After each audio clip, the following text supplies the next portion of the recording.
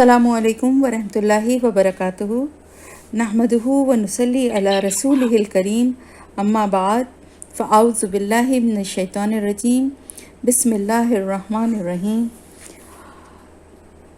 आज मैं वैसे तो सीरत की बात हो रही है और हम मदीने के सफ़र का भी बयान हम कर चुके हैं और हम वहाँ तक पहुँच चुके थे कि मदीने पहुँच चुके हैं आप वसल्लम। लेकिन आज मैं कुछ बातें उसका बैकग्राउंड आप लोगों को बताना चाहूँगी, जिसमें एक बहुत ही खूबसूरत वाक़या है। और वो वाक़या जो है वो बयान किए बगैर जो है ना हम आगे बढ़ेंगे तो अच्छा भी नहीं लगेगा और हक़ भी अदा नहीं होगा। ये वाक़या कुछ इस तरह से है कि हुज़ूर पाक सल्लल्लाहु अलैहि वसल्लम की पैदाइश से 1000 साल पहले यमन का एक बादशाह था तबाई खमीरी, जिसका नाम था। एक मरतबा वो अपनी सल्तनत के दौरे को निकला। 12,000 आलिम थे उसके साथ और इसी तरह बहुत उल्मा और हकीम यानी हिकमत वाले लोग, और 1,32,000 के करीब सवार थे। 1,13,000 के करीब प्यादा थे। सवार यानी जो सवारियों पे घोड़ों पर थे और प्यादा जो पैदल थे। इतना बड़ा लश्कर लेके बड़ी शान और शौकत से वो निकला और जहाँ कहीं कभी वो सफ़र करते हुए जहाँ से वो गुज़रता था, लोग उसकी इस शान और शौकत को देखने के लिए जमा हो जाते थे। हर तरफ जो है उसके लश्कर के इर्द गिर्द लोग जो है वो जमा होते थे और बड़ा उससे मुतासिर होते थे, उसकी तारीफ़ें करते थे कि ये कितना अजीम और कितना बड़ा ये बादशाह है। इसी तरह से होते होते वो गुज़रते वो मक्का मुअज़्ज़मा तक पहुंचा। जब वो मक्का मुअज़्ज़मा तक पहुंचा तो वहाँ पर उसने ये देखा कि यहाँ इसके इस्तक़बाल करने के लिए कोई भी नहीं है, ना कोई इसका मतलब कोई होता, कोई देखता तो इससे मुतासिर होता या इसके लश्कर की शान और शौकत देखता। वहाँ कोई मौजूद ही नहीं है, कोई भी उसको देखने या उससे मिलने ना आया। बादशाह बहुत हैरान हुआ। उसने अपने वज़ीर से पूछा कि ये ऐसा क्या है कि यहाँ के लोगों को परवाह ही नहीं है कि एक बादशाह आया है और इतना बड़ा लश्कर लेकर आया है। तो उस वज़ीर आज़म ने बताया कि इस शहर में एक घर है जिसे बैतुल्लाह यानी अल्लाह का घर कहते हैं।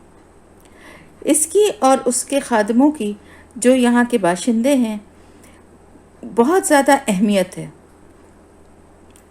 और दूर दूर से लोग इस घर की ज़ियारत को आते हैं और यहाँ के जो रहने वाले हैं वो उनकी खिदमत करते हैं और उनकी खिदमत करके उनके लिए जो भी उनके लिए चीज़ें मुहैया करनी होती हैं वो करते हैं। और वो लोग जो आते हैं ज़ियारत को वो यहाँ इबादत करते हैं आके और उसके बाद वो यहाँ से चले जाते हैं।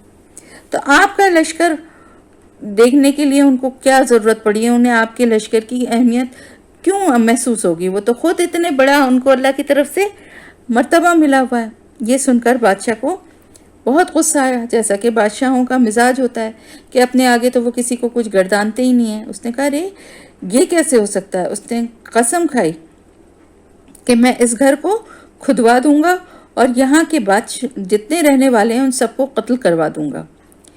ये कहना था कि बादशाह के नाक, मुंह और आंखों से खून बहना शुरू हो गया और खून के साथ साथ ऐसा बदबूदार मादा बहने लगा कि इसके पास बैठने की भी किसी की हिम्मत ना हो।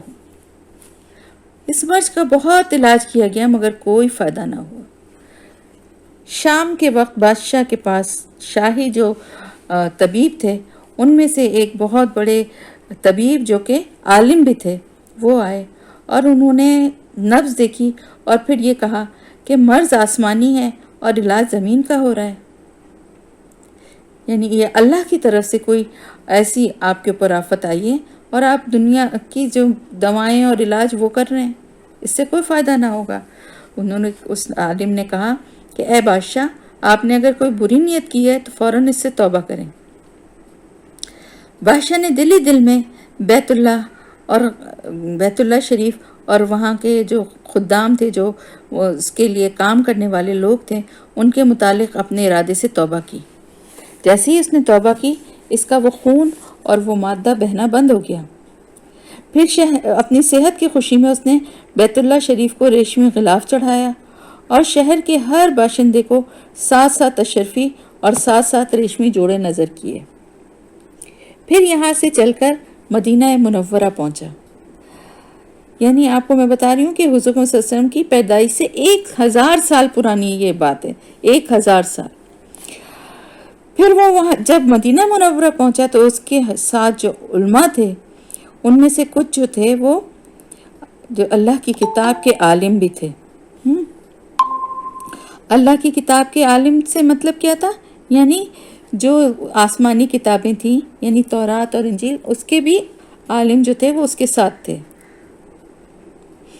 تو وہ جب وہاں پہنچے مدینہ کی سرزمین پر تو وہاں کی مٹی کو سونگھا، وہاں کی کنکریوں کو دیکھا، اور آپ صلی اللہ علیہ وسلم کی ہجرت گاہ جو بننے والی تھی جگہ، اس کی جو علامتیں انہوں نے پڑھی تھیں ان کے مطابق اس سرزمین کو انہوں نے پایا۔ تو اب انہوں نے کیا عہد کیا کہ ہم تو یہاں ہی مر جائیں گے مگر اس سرزمین کو نہ چھوڑیں گے۔ دیکھیں، آپ کی پیدائش سے 1000 سال پہلے وہ علماء جن کو اللہ نے کتاب کا علم دیا تھا تو کتاب میں موجود نشانیوں سے وہ پہچان گئے اس سرزمین کو، اور یہ جان گئے کہ نبی آخر الزماں صلی اللہ علیہ وسلم اس سرزمین پر ہجرت کر کے آئیں گے۔ انہوں نے کہا اب اس زمین کو ہم نہیں چھوڑیں گے، ہم یہاں ہی مر جائیں گے۔ اگر ہماری قسمت نے یاوری کی تو کبھی نہ کبھی جب آپ صلی اللہ علیہ وسلم تشریف لائیں گے تو ہمیں بھی ان کی زیارت کا شرف حاصل ہو جائے گا، ورنہ ہماری قبروں پر تو ضرور کبھی نہ کبھی ان کے قدم مبارک، ان کی پاپوش مبارک کی مقدس خاک اڑ کر پڑ جائے گی۔ یعنی محبت دیکھیے جو ہماری نجات کے لیے کافی ہے۔ تو ہم دیکھیں، ہم کہتے ہیں نا ہم حضور صلی اللہ علیہ وسلم سے بہت محبت کرتے ہیں، بغیر دیکھے کرتے ہیں۔ صحابہ کرام نے تو آپ صلی اللہ علیہ وسلم کو دیکھا تھا اور آپ پہ جان نثار کرنے کو تیار تھے، ہم نے تو نہیں دیکھا لیکن ہم بھی محبت کا دعویٰ کرتے ہیں۔ لیکن ہمارے اندر اس طرح سے پھوٹ کے ویسی شدت کی محبت کیوں نہیں نکلتی ہے؟ اب دیکھیے، وہ صرف ابھی حضور صلی اللہ علیہ وسلم کی بعثت ہوئی بھی نہیں، پیدائش بھی نہیں ہوئی، لیکن اس سرزمین کو دیکھ کے ان کو اس سرزمین سے محبت ہو گئی کہ یہاں پر ان کے قدم مبارک پڑنے والے ہیں، اور انہوں نے کہا کہ ہم تو اب یہیں رہیں گے۔ اگر زندگی میں ہمیں آ گئے، آپ صلی اللہ علیہ وسلم کی زیارت ہو گئی تو پھر تو کیا ہی کہنے، لیکن اگر نہیں بھی ہوا تو ہم اس سرزمین پہ ہیں، کبھی نہ کبھی آپ صلی اللہ علیہ وسلم کی قدم مبارک یا آپ کی پاپوش مبارک کی خاک اڑ کر ہماری قبروں پر بھی پڑے گی۔ جب یہ بات سنی تو بادشاہ نے ان عالموں کے لیے 400 مکان بنوائے، اور اس سب سے بڑے عالم ربانی کے مکان کے پاس آپ صلی اللہ علیہ وسلم کے لیے ایک 2 منزلہ عمدہ مکان تعمیر کروایا۔ یعنی عالموں کے لیے الگ 400 مکان بنوائے اور ایک 2 منزلہ بہت اچھا مکان بنوایا آپ صلی اللہ علیہ وسلم کے لیے، اور یہ وصیت کر دی کہ جب آپ صلی اللہ علیہ وسلم تشریف لائیں تو یہ مکان آپ کی رہائش گاہ ہو، اور ان 400 علماء کی کافی مالی امداد بھی کی اور کہا کہ تم ہمیشہ یہاں رہو۔ اور پھر اس میں جو سب سے بڑا عالم تھا، عالم ربانی، اس کو ایک خط لکھ کر دیا اور کہا کہ میرا یہ خط اس نبی آخر الزماں کی خدمت اقدس میں پیش کر دینا صلی اللہ علیہ وسلم، اور اگر تمہیں اپنی زندگی میں حضور اکرم صلی اللہ علیہ وسلم کی زیارت کا موقع نہ ملے تو اپنی اولاد کو وصیت کر دینا کہ نسل در نسل میرا یہ خط محفوظ رکھیں، یہاں تک کہ سرکار دو عالم صلی اللہ علیہ وسلم کی خدمت میں یہ خط پیش کیا جائے۔ یہ کہہ کر وہ بادشاہ وہاں سے رخصت ہو گیا۔ اب آپ دیکھیں وہ بادشاہ کس طرح سے آیا تھا، اپنی شان و شوکت دکھاتا ہوا، اپنی تعریف کروانے کے لیے، اور جب اس کو وہ نہیں، اس کے شان اس کو وہ ملا تو وہ کتنے غصے میں بھی آ گیا اور ناراض ہوا۔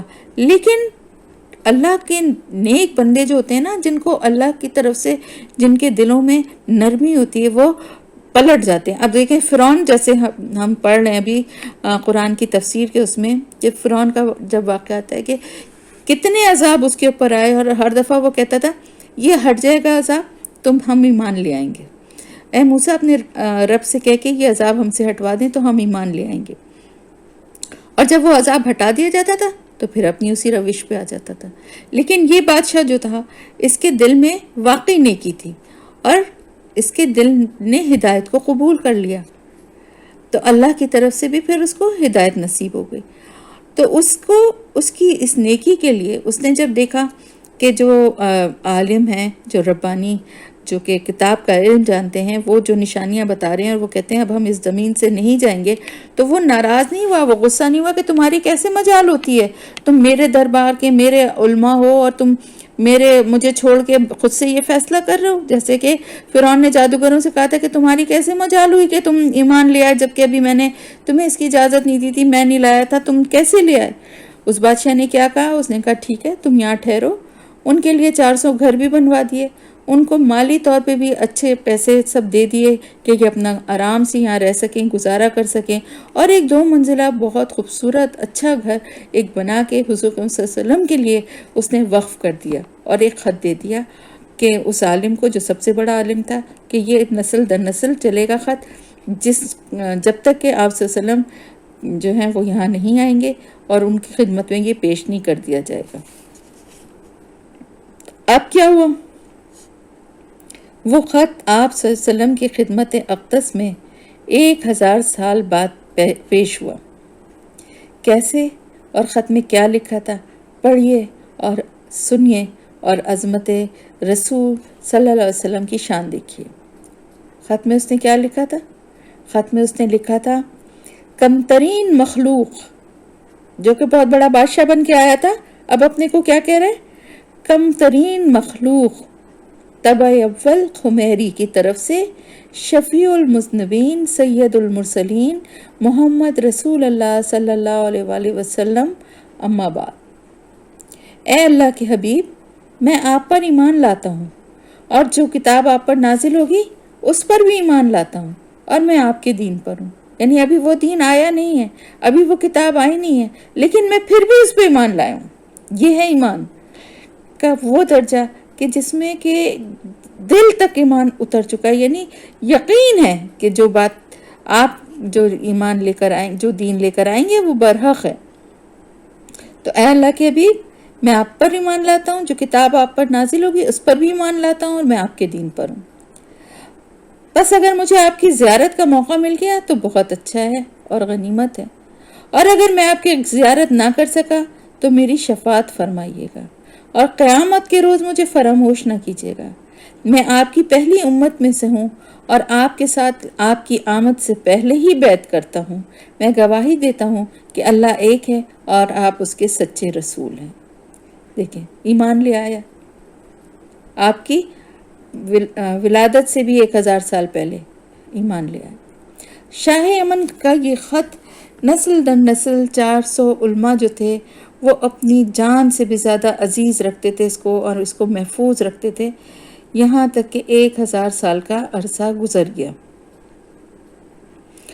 ان علماء کی اولاد میں بھی اضافہ ہوا، بہت کثرت سے بڑھی، اور مدینہ کی آبادی میں کئی گنا اضافہ ہو گیا، اور یہ خط دست بدست، یعنی ایک ہاتھ سے دوسرے ہاتھ، ایک کے بعد دوسری نسل سے گزرتے ہوئے وصیت کے مطابق اس بڑے عالم ربانی کی اولاد میں سے حضرت ابو ایوب انصاری کے پاس پہنچا،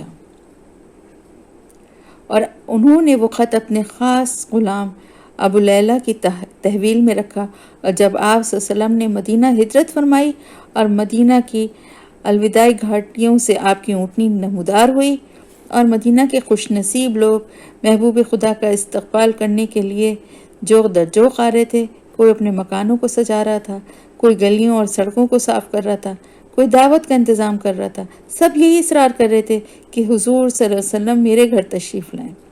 آپ صلی اللہ علیہ وسلم نے فرمایا کہ میری اونٹنی کی نکیل چھوڑ دو، یہ جس گھر میں یہ ٹھہرے گی اور بیٹھ جائے گی وہی میری قیام گاہ ہوگی۔ چنانچہ وہ اونٹنی اللہ کے حکم سے اسی 2 منزلہ مکان جو کہ شاہ یمن طبع خمیری نے حضور اکرم صلی اللہ علیہ وسلم کی خاطر بنوایا تھا اور اس وقت حضرت ابو ایوب کی تحویل میں تھا، اس میں جا کر آپ صلی اللہ علیہ وآلہ وسلم کی اونٹنی جا کر ٹھہر گئی۔ لوگوں نے ابو لیلہ کو بھیجا کہ جاؤ حضور کو شاہ یمن طبع خمیری کا خط دے آؤ۔ جب ابو لیلہ حاضر ہوا تو حضور پاک صلی اللہ علیہ وسلم نے فرمایا کہ میں محمد رسول اللہ ہوں، شاہ یمن کا جو خط تمہارے پاس ہے لاؤ مجھے دے دو۔ چنانچہ اس نے وہ خط دیا۔ آپ صلی اللہ علیہ وسلم نے پڑھ کر فرمایا کہ صالح بھائی طبع کو آفرین و شاباش ہے۔ تو یہ دیکھیے، یہ ایک بڑا سبق آموز واقعہ ہے، اور آپ کو یہ جب آپ نے یہ واقعہ سنا تو آپ کو یہ بھی پتہ چل گیا ہوگا کہ آپ صلی اللہ علیہ وسلم جب اللہ کے حکم سے ہجرت کر کے گئے تو وہاں پر آپ کے لیے گھر پہلے سے مخصوص تھا۔ آپ نے کسی کے گھر میں نہیں، بلکہ وہ گھر جو کہ آپ کے لیے 1000 سال پہلے بنا کے آپ کے لیے مخصوص کیا گیا تھا، آپ نے اسی میں جا کے قیام فرمایا۔ اب یہ مکان جو تھا حضرت ابو ایوب رضی اللہ تعالیٰ عنہ کا 2 منزلہ تھا۔ حضرت ابو ایوب رضی اللہ تعالیٰ عنہ نے حضور اکرم صلی اللہ علیہ وسلم سے خواہش کی کہ آپ اوپر کی منزل میں قیام فرمائیں، لیکن کیونکہ لوگ ملنے جلنے آتے تھے اور آپ ان کی سے ملاقات میں آسانی کے غرض سے آپ صلی اللہ علیہ وسلم نے نیچے کی منزل میں رہنا پسند فرمایا، اور حضرت ابو ایوب رضی اللہ تعالیٰ عنہ اوپر کی منزل میں رہنے لگے۔ دونوں میاں بیوی کو یہ احساس تکلیف دیتا رہتا تھا کہ کہیں آپ صلی اللہ علیہ وسلم ہمارے نیچے نہ ہوں، اس لیے دونوں کیا کرتے تھے، اپنے کمروں کے کونوں میں پہنچ جاتے تھے اور جاگتے رہتے تھے، اور اتنی تکلیف دہ سچویشن میں وہ اپنا وقت گزار رہے تھے۔ انہوں نے اپنی یہ حالت حضور صلی اللہ علیہ وسلم سے بیان کر کے خواہش کی کہ آپ اوپر کی منزل میں منتقل ہو جائیں، تو آپ صلی اللہ علیہ وسلم اوپر کی منزل میں قیام پذیر ہو گئے۔ دوران قیام حضور صلی اللہ علیہ وسلم کے دونوں وقت کا کھانا حضرت ابو ایوب رضی اللہ تعالیٰ عنہ لے جاتے تھے، اور جو کچھ بچ رہتا تھا وہ دونوں میاں بیوی کھاتے تھے۔ ایک مرتبہ صحیح مسلم کی روایت کے مطابق ایک مرتبہ آپ صلی اللہ علیہ وسلم نے کھانا تناول نہیں فرمایا اور وہ واپس آ گیا۔ یہ دیکھتے ہی حضرت ابو ایوب رضی اللہ تعالیٰ عنہ بے چین ہو کر آپ صلی اللہ علیہ وسلم کے پاس آئے اور پوچھا کہ آپ نے کھانا کیوں نہیں تناول فرمایا؟ آپ نے فرمایا کہ کھانے میں لہسن تھا۔ حضرت ابو ایوب رضی اللہ تعالیٰ عنہ نے پوچھا کیا لہسن حرام ہے؟ تو آپ نے فرمایا نہیں، بلکہ میں اس کی بو اس وجہ سے پسند نہیں کرتا کہ مجھ پر وہی نازل ہوتی ہے، اس لیے پیاز اور لہسن کی بو سے احتیاط کرتا ہوں۔ اور آپ صلی اللہ علیہ وسلم نے یہ بھی فرمایا کہ تم لوگوں کی حالت مجھ جیسی نہیں ہے، اس لیے تم اسے کھا سکتے ہو۔ حضرت ابو ایوب انصاری رضی اللہ تعالیٰ عنہ کے مکان میں قیام کے دوران آپ صلی اللہ علیہ وسلم نے حضرت زید بن حارثہ رضی اللہ عنہ اور حضرت ابو رافع رضی اللہ عنہ کو 2 اونٹ اور 500 درم دے کر مکے روانہ کیا تاکہ اہل و عیال کو مکے لے آئیں۔ چنانچہ چند دن کے بعد آپ کی زوجہ محترمہ ام المومنین حضرت سودا، آپ کی دونوں صاحبزادیاں حضرت فاطمہ اور حضرت ام کلثوم اور حضرت اسامہ بن زید اور ام ایمن رضی اللہ عنہم بھی آ گئیں۔ ان سب کو حضرت عبداللہ بن ابی بکر جو کہ حضرت ابو بکر صدیق رضی اللہ تعالیٰ عنہ کے بیٹے تھے، وہ بھی ساتھ میں آئے، اور ان کے ساتھ حضرت عائشہ رضی اللہ تعالیٰ عنہ بھی تھیں، لے کر آئے۔ البتہ آپ صلی اللہ علیہ وسلم کی ایک صاحبزادی حضرت زینب جو کہ حضرت ابو العاص کے نکاح میں تھیں، وہ باقی رہ گئیں۔ وہ ابھی تک ایمان نہیں لائے تھے، انہوں نے انہیں آنے نہیں دیا، اور وہ پھر جنگ بدر کے بعد تشریف لائیں۔ تو یہ جو واقعہ ہے، یہ جو بات ہے، یہ بہت پڑھ کے مجھے بھی بہت اچھی لگی، اور میرے دل کو بڑی ایک عجیب سی کیفیت ہوئی کہ آپ صلی اللہ علیہ وسلم کی محبت جو ہے ہم تو کرتے ہی ہیں، لیکن آپ کی محبت کے جو دعوے دار ہیں وہ آپ کی ولادت سے بہت پہلے، ہزاروں سال پہلے سے، اور اس کے بعد بھی وہ علماء جو کہ کتاب میں تورات اور انجیل میں جو نشانیاں پڑھتے تھے، وہ آپ صلی اللہ علیہ وسلم سے بھی وہ بھی محبت رکھتے تھے، لیکن اکثریت جو تھی وہ تعصب کا شکار ہو گئی، اور آپ کی بعثت کے وقت اپنے تعصب کی وجہ سے آپ پر ایمان نہ لائے۔ اب مدینہ منورہ کی تھوڑی سی جو حالت تھی اس کا بھی تھوڑا جائزہ لے لیں۔ میں بتا بھی چکی ہوں پہلے کہ آپ جب مدینہ منورہ تشریف لائے تو چند مدنی قبائل مسلمان ہو چکے تھے، اور باقی قبائل جو تھے ان میں اسلام پوری طرح نہیں پھیلا تھا۔ کچھ لوگ ہوئے تھے مسلمان، لیکن زیادہ نہیں۔ اب اوس اور خزرج دونوں قبیلے، جو سب سے بڑے جو دونوں قبیلے تھے، وہ ایک ہو گئے تھے، کیونکہ اتنی خون ریزیوں کے بعد ویسے بھی وہ اب صلح چاہتے تھے۔ دوسری طرف یہود تھے جو کہ اہل کتاب ہونے کی وجہ سے جانتے تھے، بہت ساری باتوں اور نشانیوں سے آپ صلی اللہ علیہ وسلم کو پہچانتے بھی تھے، وہ انصار کے مزاج کو بھی سمجھتے تھے، اور بار بار وہ ایسا جو ہے سچویشن کریٹ کر دیتے تھے، اس طرح سے کوئی ذکر چھیڑ دیتے تھے اور اس طرح سے بھڑکا دیتے تھے کہ آپ پھر سے دونوں جو قبیلے ہیں وہ جنگ کے لیے آمنے سامنے کھڑے ہو جائیں۔ تو پھر ان انصار کے ساتھ ساتھ مدینہ منورہ میں ہزاروں کی تعداد میں ہمسائے کی حیثیت سے جو یہودی تھے، ان کے 3 قبیلے تھے، اور ان میں ابھی آپس میں رقابتیں اور جھگڑے تھے۔ صرف یہ نہیں کہ وہ انصار مدینہ کے ساتھ ہی کرتے تھے، بلکہ آپس میں بھی۔ بنو قریظہ جو تھے وہ بنو نذیر کے لوگوں کو کم رتبہ اور نیچی نگاہ سے دیکھتے تھے۔ چنانچہ بنو نذیر کا کوئی آدمی بنو قریظہ کے آدمی کو قتل کر دیتا تھا تو بنو نذیر اس کا آدھا خون بہا دیتے تھے، اور جب بنو قریظہ کا کوئی آدمی بنو نذیر کے آدمی کو قتل کر دیتا تھا تو بنو نذیر سے اس کا پورا خون بہا لیا جاتا تھا۔ اسی طرح قبیلہ بنی قنیقہ تھا، جو یہودیوں میں اپنے آپ کو سب سے زیادہ بہادر سمجھتے تھے، اپنے مقابلے میں کسی کو منہ نہیں لگاتے تھے، کسی کو کچھ سمجھتے ہی نہیں تھے، اور ہمیشہ ان کے پاس اسلحہ جو تھا اس کے ذخیرے جمع رہتے تھے۔ ان کے غرور کا یہ حال تھا کہ جب مسلمان غزوہ بدر سے فاتح ہو کر مدینہ منورہ پہنچے تو انہوں نے کہا، بیچارے مکے کے قریش لڑنا کیا جانے، ہم سے مقابلہ ہو تو معلوم ہو۔ مگر آپس کے اختلافات اپنی جگہ تھے، لیکن اسلام کی دشمنی میں تینوں قبیلے ایک تھے۔ اہل کتاب تھے، توحید کے دعوے دار تھے، لیکن اس کے باوجود مشرکین اور بت پرست عرب کے جو لوگ تھے ان کے بارے میں یہ کہتے تھے کہ مذہبی حیثیت سے یہ کفار مسلمانوں سے اچھے ہیں۔ ایک مسلمان سے ایک مشرک، ایک بت پرست کیسے اچھا ہو سکتا ہے؟ سورہ نساء میں ہے، اسی کے بارے میں اللہ تعالیٰ نے فرمایا کہ اے پیغمبر، کیا تم نے ان لوگوں کو نہیں دیکھا جن کو اللہ کی کتاب سے حصہ دیا گیا کہ مگر وہ بتوں اور شیطانوں کو مانتے ہیں، اور کافروں کے بارے میں کہتے ہیں کہ یہ لوگ مسلمانوں کی نسبت زیادہ سیدھے راستے پر ہیں۔ اب آپ دیکھیں، ایک طرف تھے انصار، ان میں کچھ تھے جو ابھی ایمان نہیں لائے تھے، کافی تعداد ایمان لے آئی تھی، پھر یہودی تھے۔ اب اس کے علاوہ ایک اور بھی گروہ تھا جو کہ منافقین کا تھا۔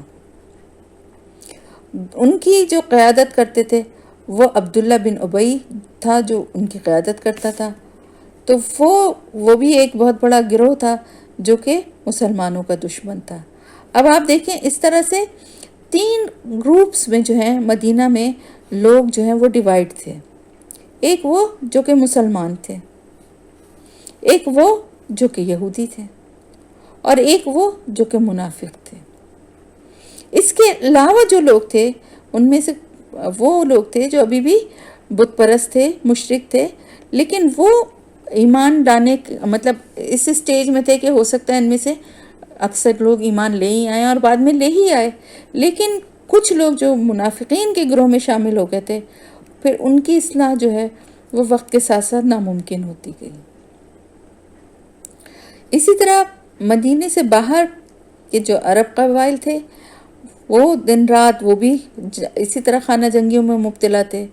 ہر طرف جو ہے یہی قتل و غارت گری اور سفاکی جو تھی وہی ہر طرف پھیلی ہوئی تھی، اور ان کا جو ذریعہ معاش تھا وہ یہ قتل و غارت گری کرنے کے بعد صرف تجارت، اور تجارتی قافلوں کا ایک جگہ سے دوسری جگہ جانا آپ کو معلوم ہے بہت دشوار تھا، بہت مشکل تھا اس وقت۔